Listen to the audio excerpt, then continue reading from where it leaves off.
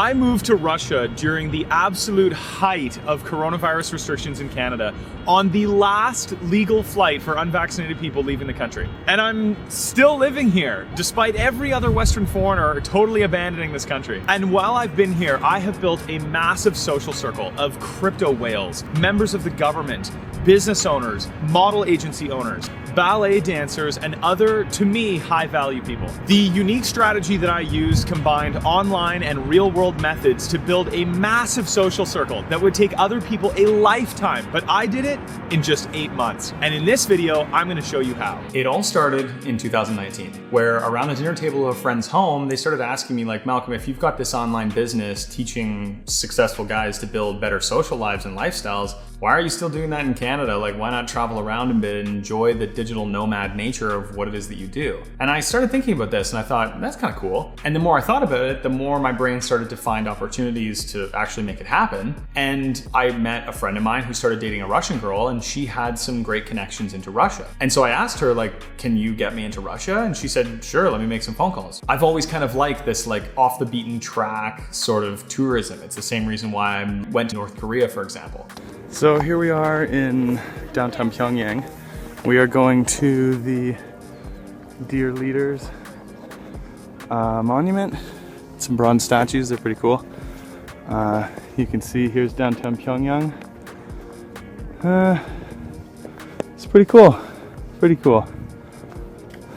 So at first, I just wanted to check Russia out. I just wanted to go there for the summer, a couple months, and see how I liked it, which I did. I met some great people there. I started building a social circle, wanted to kind of screw around and see what was possible. Then I went back to Canada, sold all my stuff. Maybe that was a mistake, but then I went to Russia and I lived there for about a year. I've been here for about a year now. When I was there in the summer, it was an amazing experience. I got to travel to Moscow, St. Petersburg. I traveled to the Caucasus Mountains, hiked up Mount Elbrus a little bit, and then through connections that we had through my friend's father, we got hotels for free. We got to ride with the military operation that does mountain rescue there in this like snow tank thing. We also got his driver, which was really cool. All sorts of different organization that was just incredible, that these connections are opening doors that money really can't open. Then later when I arrived to Russia in the wintertime to actually live here, I came here with my one friend and actually his girlfriend. And then I had a couple other small connections of people that I had met here that summer. And I reconnected with them and I started to build a social circle. And in 8 months, using the 5 methods, which I'm gonna go through right now, I was able to build a social circle that would take a lot of people a lifetime to build. We're gonna talk about Tinder, Instagram, Avito, Hobbies, cold approach, and mutual friends. Tinder's a tough one because you're not going to meet a lot of high value people there, but for collecting the initial people that you can then push into their networks, if you can have good photos, because as Paul Bauer from the Come On Man podcast, which I love, super recommend it. If you can have good photos on Instagram and Tinder, you're going to meet a lot of people through those platforms. So I matched with 600 approximately people. I actually talked with about half of them, about 300. And of that group, I actually only met up with about 25 of them. And of that group, 6 of them I actually bridged into my social circle and 2 of them were long-lasting friends. So 600 to 2, 1 in 300, you do the math. The big problems with Tinder are sort of twofold. One is that attractive women on the platform, they don't really need to meet up with people because they're just kind of there for validation. They've got enough options in the real world that they don't really need to be meeting up with anybody on Tinder, except if in the off chance they meet someone really, really great on Tinder. The other problem is for a lot of the women that you meet, when you're building a social circle, you have so much pre-selection. These women are coming in and seeing an amazing guy surrounded by cool people, all saying, yeah, I like this guy, he's great to hang out with. And when they see that, they're like moths to a flame. Everyone wants to go to the restaurant that's got a lineup around the block, but nobody wants to go to the restaurant with a guy out front saying, please come in, we're giving a discount. So if you're gonna use Tinder, you absolutely have to have a strategy to pull these women off of you and just to keep them as friend-zoned girls in the group so that they don't believe that they are competing for you, for the potential for a relationship with you. It's a big problem because then they won't bring their friends. They won't introduce more competition if they think that there's an opportunity for a relationship with you. That's why you really do have to be just the fun time guy. Tinder as well was a really cool platform that I've increasingly really started to enjoy. It's great, first of all, when you're connecting with people because it's better than a phone number. You can exchange kind of like this business card. And you can also post stories that familiarize people with your life so that when you actually reach out to them in the future, they're like, oh yeah, okay, I kind of know this guy. He seems pretty cool. He's doing cool stuff that I've seen. Yeah, okay, I'll hang out with him. And then as well, Instagram has the ability to search by places and then see who's actually hanging out at those places and see if that's somewhere you want to go or get involved in. Restaurants or nightclubs, things like this. The next way that I was meeting people and building out those social leads in order to form the foundations of a social circle was through hobbies. Personally, I love motorcycle racing. I came to Russia with the thought in my head that I'm gonna hire a coach and I'm gonna get good at motorcycle racing. Quickly, I was able to find a world-class coach who has competed in the MotoGP level of motorcycle racing. He's an incredible racer. You can give him a follow here. He's a great guy. But through motorcycle racing, I was actually able to connect with a lot of really cool people. Think about the type of people you would meet motorcycle racing. It's like this weird group of people that kind of like danger, but also they've got enough money to blow on sort of this crazy sport. It's a really great group of people. And through traveling to racetracks, sharing hotel rooms, and all the other things that you do with people in a sport, you get to create really deep friendships with these people. And so that was really awesome. In Canada, you can meet a lot of really wealthy and interesting people through motorcycle racing. And in Russia, it was like that times 1,000. Avito. Avito is actually a classified site. This is kind of funny. My friend, just as an experiment, threw up an ad on the local Russian classified site that just said, I want to have English conversations. He met a lot of people through this. Now, a lot of them were kind of weird. We pre-screened them using phone calls to make sure that they were actually like someone that we would want to hang out with. But we met some pretty cool people. People were really interested in learning English. And so if you can find opportunities and just sort of throw spaghetti at the wall in your social life, you might find something that you didn't expect, but that works really well. The people that we met through this were very open-minded, very interested in meeting kind of in a strange way. We met a guy who builds apartment buildings. We met a guy who owns an HVAC company and collects Mercedes sports cars, which I loved because I love Mercedes cars. We also met a guy who imports expensive shoes from the United States to Russia, and he was like older, but had just the most amazing sense of style. Fascinating guy to talk to. I love meeting people on the outskirts. I don't like meeting the middle and the average. I like meeting people that are doing something a little weird. That's what I want to meet. Cold approach. Cold approach is a weird one. I don't think that it really works the way it did in the past. Women have started to find cold approach kind of creepy and kind of low status. Drake does not need to go and approach women. He just has a lifestyle that attracts women into it. And that's how high status people operate. However, although women's guard is very high against cold approach right now, men's is not. And so I was able to use some of my cold approach skills either in my hobbies with kind of a warm introduction or just straight up cold approach to meet really, really cool people. Proximity in this case is very important. You want to get into environments where attractive, awesome, high value people are hanging out. High value is up for you to define, however that might be for you, and meet those people. So for example, when I'm riding in the business class car of the train, I'm able to start to talk to people there and make really good connections. And some of those connections really blossomed, and I'll explain that in just a minute. I'm going to tell you about mutual friends in just a minute, but I want to give you kind of a bonus here. This isn't one that I usually talk about because it's a little bit more complicated, and I kind of thought about leaving this one out. But high value events is, again, piggybacking off of the idea of getting proximity to exclusive access to people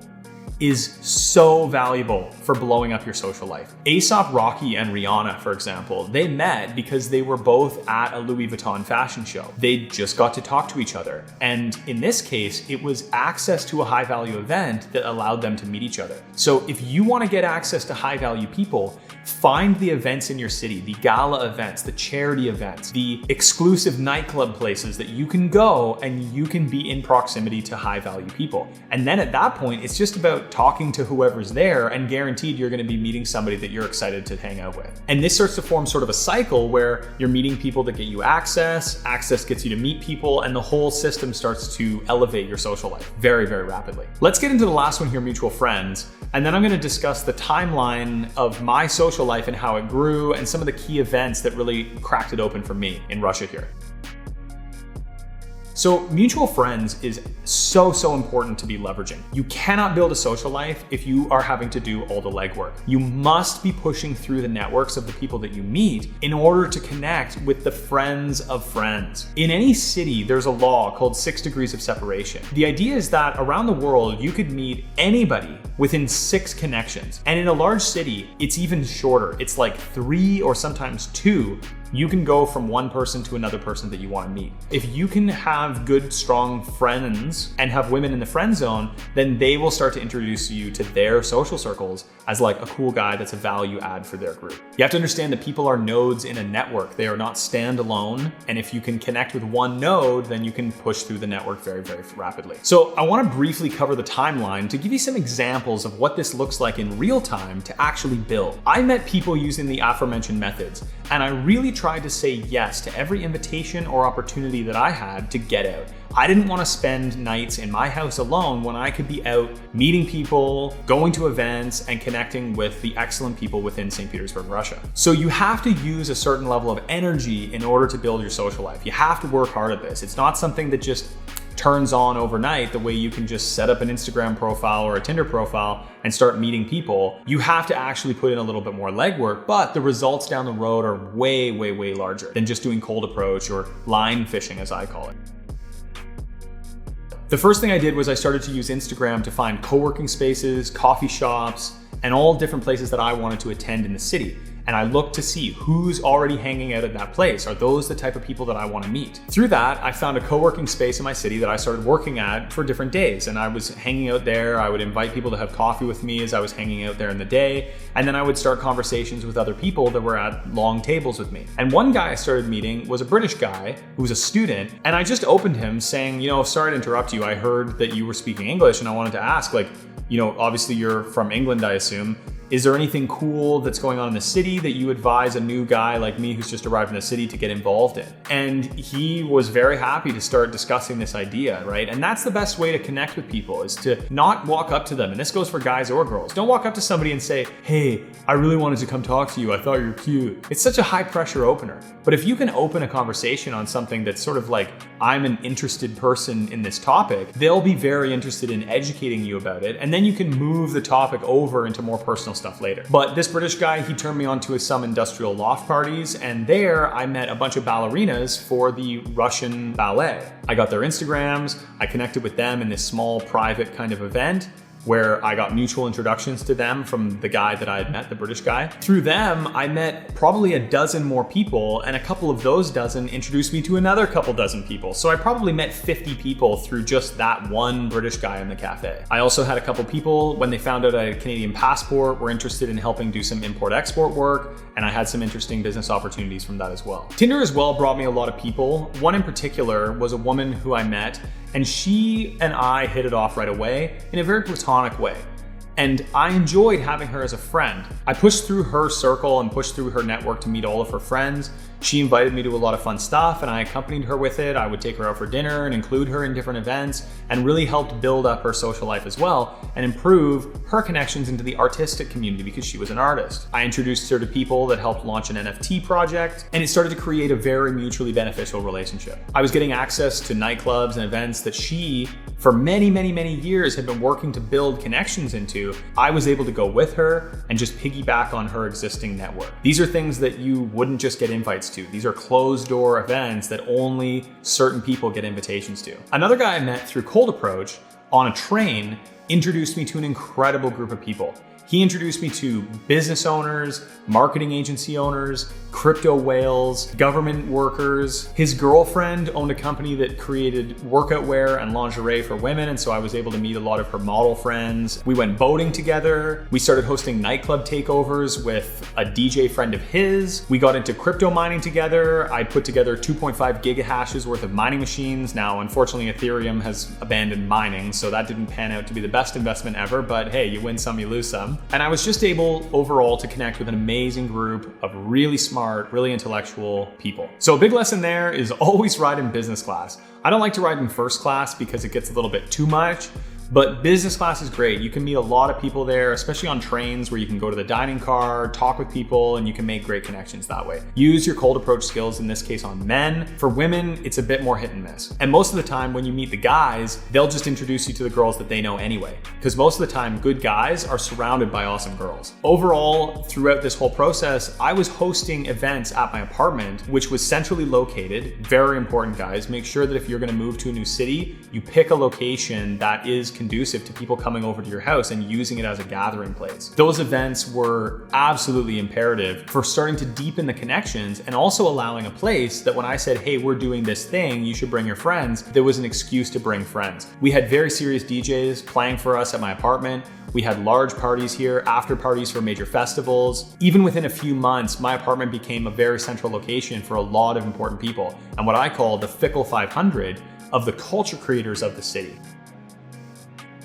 So a couple other random lessons that I learned here that I want to share with you guys. Earning money, first of all, makes you rich. Yes, absolutely, no doubt about it. But when you can make connections, it makes you robust. So when there's problems in the world, when there's economic downturns, you have the ability to weather any storm.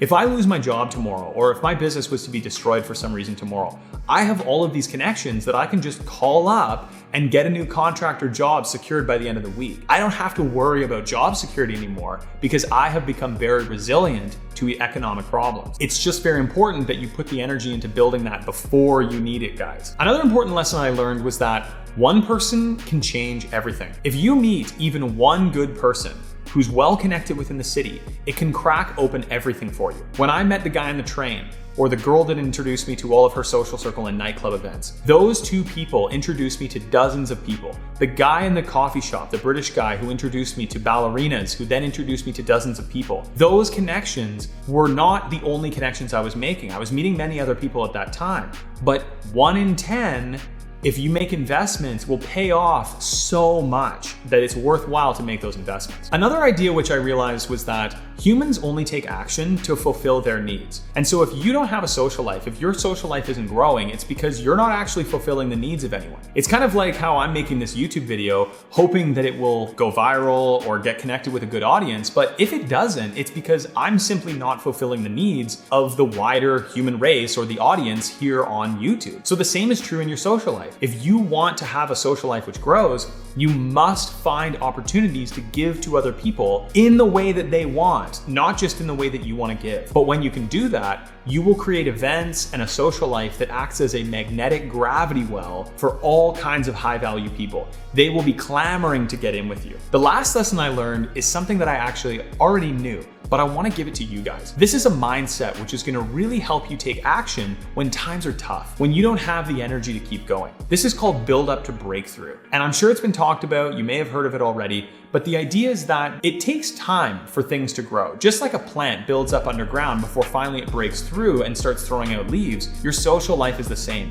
Don't give up if it doesn't show up immediately. It's like a flywheel. It has to gain an amount of inertia before it can actually start moving the machine. I don't really know how to do endings of videos, so let me just leave you with this. For all those guys out there that are lonely and frustrated, that are struggling with flaky people and toxic friends, but you want to build a masculine, powerful group of people, a squad, a gang, fulfill your needs for community, find people that can keep up with you, and time is ticking away in your life. The best thing you can be doing right now to fulfill all of those needs is to build a social circle. And if you want help with it, check out my website.